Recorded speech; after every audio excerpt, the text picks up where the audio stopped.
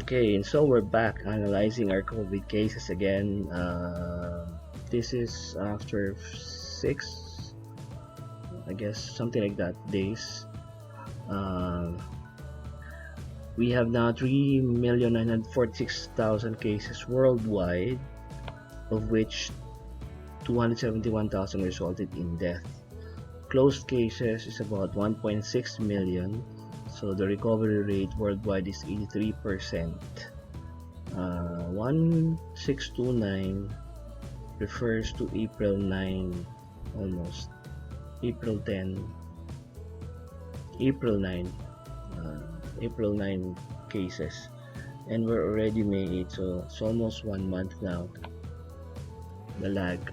So with this current trend, 17% deaths, so we are looking at almost 4 million already. Wow, 4 million, 17%. That's about two 4 million, 10% is 400,000 plus 280, that's about 680,000. Wow. So that's a lot. Okay, so worldwide, this is the scenario. Still USA 1.2 million. Remember, as we said last time, USA is 3 times larger than us. So the ratio at this rate, if they have 1.2 million cases, our standard should be divided by 3, less than 400,000, but we only have 13,000, so we're faring better, infinitely better than the USA. Spain 260,000, this is smaller than us. No, not really small. Yeah, I think it's smaller than us in terms of population. So is Italy. So I think we're faring better, and from the looks of it, the first world countries are hardest hit because of the kind of activity that they have. Of course, again, we come back to the argument that maybe it's because of the testing, but as I said last time, all the testing or lack of thereof or results apparently, in the final metric would be the number of deaths. So if USA has 80,000 deaths almost, if you divide it by 3, divide that by 3, that's about 20 something thousand. So we don't have that, so we're still infinitely better than the rest of the world. Okay, so last time also we raised the red flag on 2 countries, particularly India. Now look at India, 56,000 cases, almost in the top 10. This is getting bad, I tell you. And also another country is Bangladesh. Bangladesh has 13,000 cases, now more than us. I told you that before it used to be 2,000 for us and only 33 in Bangladesh. Now there are 13,000, and if this is not checked, then we will see this rise more and more because of the the kind of cost of the living there and all that. So the kind of economy that they have. So in the Asia, I think also one country that is also hard hit is Singapore with 21 cases now. So in Asia, still now Turkey is number 1, 133,000, Iran 104, China number 3, India is now number 4, Saudi 35,000, Pakistan, Singapore is number 1 in ASEAN, Qatar, UAE, Israel, Japan has 15,000 cases. And then Bangladesh is there, 13,000. Indonesia next, South Korea, Philippines, then Malaysia, 6,500 cases. So Malaysia is doing better than us, but still we're doing better than a lot of other countries. Hong Kong has only 1,000 cases. Why is that? Wow. So anyway, let's go to the Philippines. I think what is good about the Philippines is that yes, the number of cases are still increasing, but the recovery rate is improving greatly. So now it's 696 versus 1734 recovered. That's about 700 out of 2,400. So 7 out of 24. So 17 divided by 24. That's about, if it's divided by 25, So times 4. So 70 times 4, 28. So what? 68%. Almost 70%, let's say. 70% recovery rate. So at 70% recovery rate, we are looking at about 7,000 recovered if we have 10,000 cases right now. So we're looking at about 3,000 deaths still, or 2,700-ish deaths once all these cases are resolved.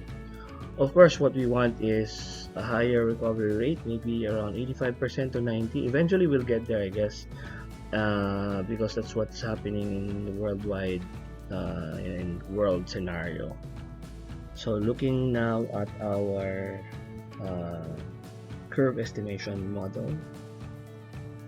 Okay, so last time we said that it's clearly the cubic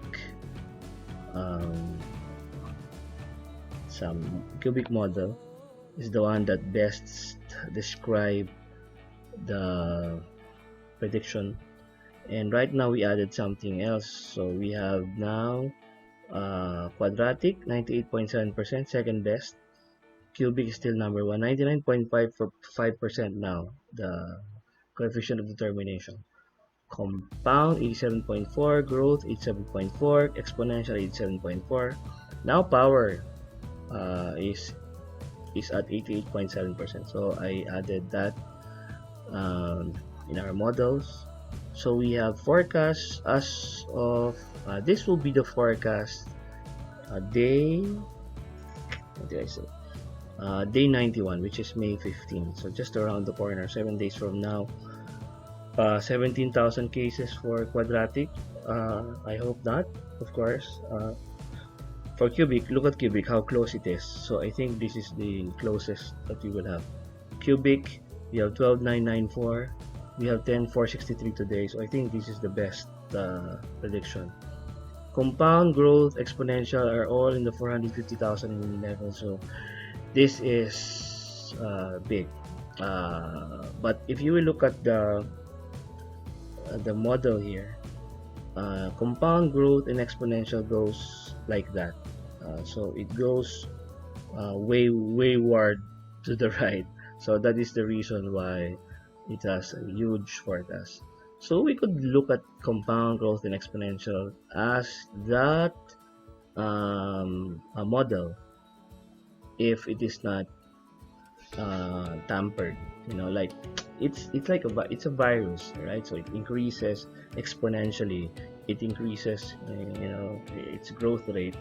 If it's not hampered, then left by itself, it will go beyond 500,000. In fact, just maybe about 10-20 minutes ago, former DOH Secretary Dairit said that if we didn't lock down, he is thinking that we should have about 500,000 cases right now. So this is just about right. Right. Okay, so I think this is a bit of a good news in the sense that we are really flattening the curve in the long term. Now for the intermediate term, or sometimes you could interchange the two. The intermediate in the long term refers to the doubling rate. So the doubling and the tripling rate. Look at this. In what's this? Last April 18, it takes about 15 days to double and 19 days to triple. That is day 64. Today is day 84 from this analysis that we have. Now it takes 24 days to double and 33 days to triple. So what does that mean?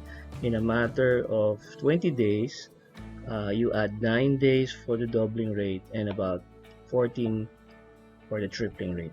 So in 20 days from today, so that's May 28, this will be up to 33 days and the tripling rate will be up to 47.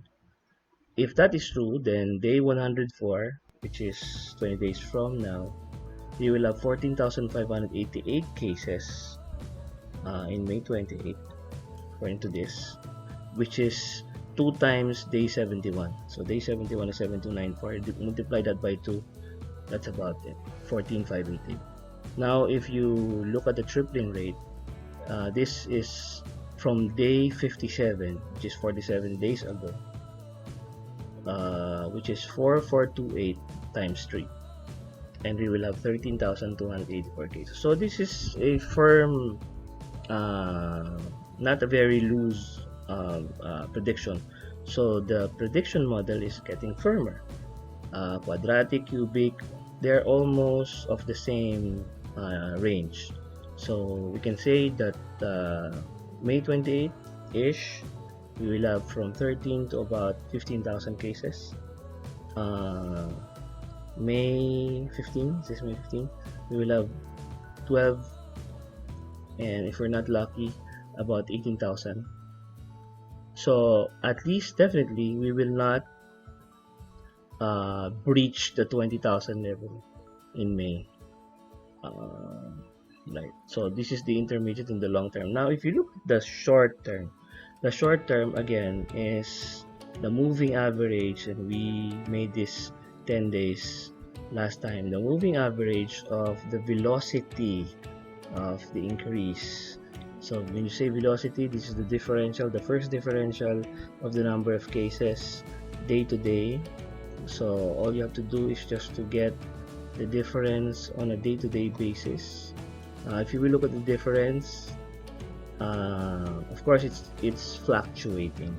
But if you will look at the moving average the last 10 days, then you have, okay, so in, let's look at it from April 20, the moving average was 226, and then went down to 217, 206, 204. It was, we're doing good here on the short term, and then it increased again to 187, 185, 202 again, 217, 221. It's increasing again. So what does this mean? This means that in the short term, the cases are increasing again. It's not so much, but it is increasing nevertheless. The rate of increase is there. Although in the short and on the intermediate, in the long term, the curve is already flattening, and this coincides, very happy to report, this coincides with the AI prediction in Singapore.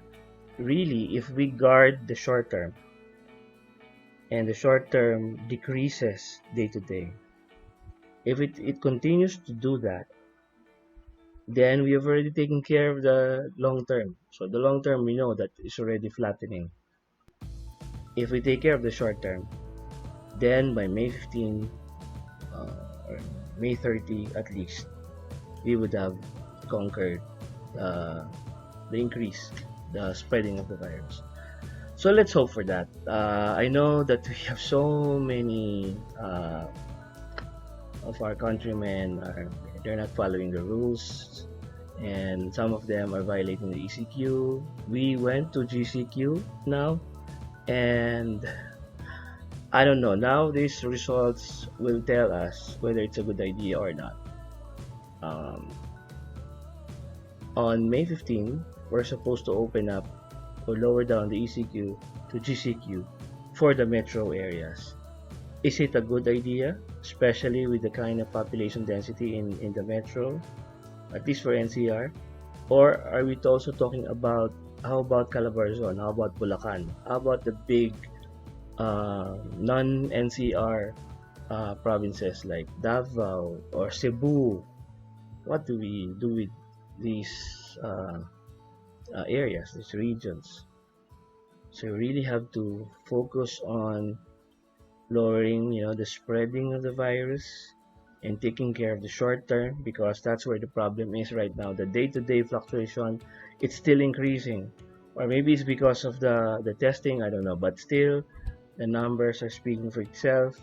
We are not lowering the cases in the short term, so we have to take care of that, and we still have to follow strict community quarantine.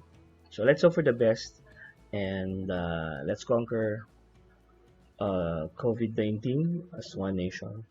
We heal as one. God bless everybody. God bless the Philippines.